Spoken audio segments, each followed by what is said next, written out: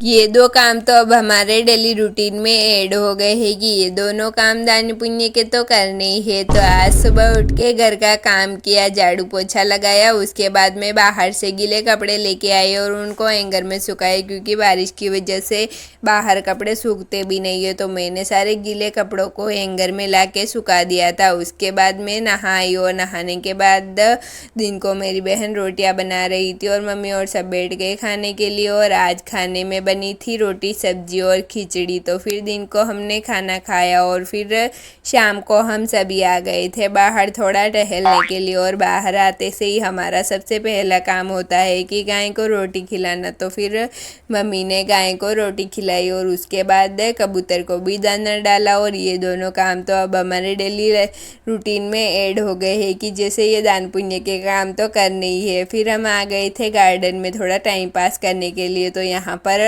बच्चे खेल रहे थे तो हम भी वहीं पर बैठ गए थे और उनको देख रहे थे बच्चों को। और फिर हम वहाँ से निकल गए थोड़ा आगे और फिर रास्ते में आते वक्त अपनी हेल्थ को ध्यान में रखते हुए अनार और बीट का जूस पिया मम्मी के हुक्म से, क्योंकि मुझे तो अच्छा नहीं लगता है इसलिए। फिर रास्ते में आते वक्त बाज़ार से सब्जियां भी ली और फिर आंटी के यहाँ पर आए थे। तो फिर आंटी ने हमें चाय नाश्ता करवाया और मम्मी और सब बैठे बैठे बातें कर रहे थे। और बातें करते करते शाम भी हो गई। तो फिर घर पे आके दिया बाती किया और खाने की तैयारियां की। तो फिर खाना बन गया। तो रात को मम्मी ने सबको खाना परोसा और हमने रात को सभी ने साथ में बैठ के खाना खाया। चलिए मिलते हैं नेक्स्ट व्लॉग में। बाय।